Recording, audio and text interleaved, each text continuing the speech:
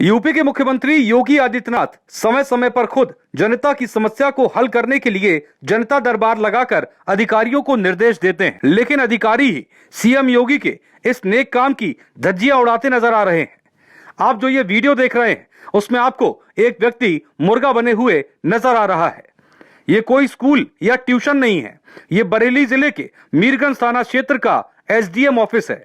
बताया जा रहा है कि गांव के ही कुछ लोग स्मशान भूमि संबंधित मांग को लेकर एसडीएम कार्यालय पहुंचे थे, जहां एसडीएम उदित पवार ने गांव के व्यक्ति को मुर्गा बना दिया और उसका प्रार्थना पत्र फेंक दिया। लेकिन एसडीएम ने वीडियो को झूठा बताकर क्या कुछ कहा है, सुनते हैं। देखिए, आज 2 बजे मैं जब कोर्ट करके अपने चेम्बर में लौटा था, तभी 5-6 लोग आए थे मंडनपुर गांव से, जिसमें से एक आदमी जो था वो घुसते ही मेरे सामने आके मुर्गा बन गया। और मैंने उससे बोला कि आप मतलब मुर्गा क्यों बने हो, और मैंने बाकी लोग जो आए थे गाँव से उनको बोला कि इसको वहाँ से उठाइए। इतने में ही शायद कोई आदमी जो था, जो पीछे था, जो वीडियो बना रहा था, और जब तक मेरे को ये पता चलता वो वीडियो बना के वहाँ से निकल गया था। उसके बाद मैंने उनकी शिकायतें सुनी और उनके निस्तारण करने के लिए मैंने लेखपाल को भी वहीं पे फ़ोन करके बोला। तो जो भी ये आरोप लगाए जा रहे हैं कि ये मैंने उस आदमी को मुर्गा बनाया, वो गलत है, एकदम निराधार है। उनका मेन इशू ये था कि उनके गांव में कोई अंत्येष्टि स्थल नहीं है, तो वो यही चाह रहे थे कि कहीं पे उनको एक शमशान भूमि के लिए चिन्हित करके उनको दे दी जाए। तो इसके लिए मैंने लेखपाल से बात की और उसके बोला कि अगर कोई शमशान भूमि देने के लिए कोई भूमि है तो उसको चिन्हित करके जो भी नियमानुसार कार्रवाई है वो करवाएं। वहीं दूसरी तरफ पीड़ित ग्रामीण पप्पू ने बताया कि स्मशान भूमि के बारे में पता करने मैं पहुंचा था, मैंने प्रमाण पत्र भी दिया था, एसडीएम साहब ने मुझे मुर्गा बना दिया। आगे क्या कुछ कहा, सुनते हैं। शमशान भूमि ग्राम मंडनपुर में तहसील मीरगंज में नहीं है। मैंने प्रमाण पत्र दिया था एसडीएम साहब के लिए, एसडीएम साहब ने मुझे मुर्गा बना दिया गया। मुर्गा बनाने के बाद मैंने कहा साहब मुर्गा क्यों बना रहे हैं, गाली गलौज देने लगे।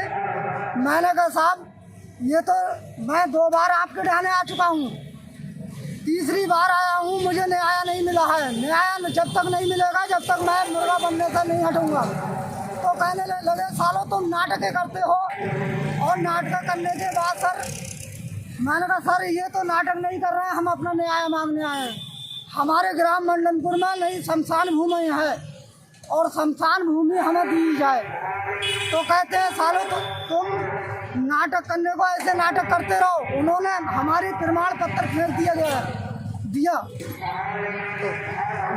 शमशान भूमि की जगह है तुम्हारी वहाँ? जी मेरे पास भी मैंने खतौनी लगा रखी है। मैंने खतौनी के आधार पर उनको प्रमाण पत्र दिया है। उसमें लिखा हुआ है कि कब्रिस्तान और मरघट शमशान भूमि का रकबा है। मैंने कहा साहब अगर वो कहते हैं कि कब्रिस्तान दर्ज है, शमशान भूमि नहीं है। मैं कहता हूँ साहब अगर शमशान भूमि नहीं है और मरघट नहीं है तो इसमें दर्ज क्यों किए गए? तो कहते हैं ये दर्ज किए गए हैं, ये तो पहले ही से दर्ज है, इसमें आपका कोई रोल नहीं है, आपको न्याय नहीं मिलेगा, आप जहाँ मर्जी चाहे हूँ जाइए।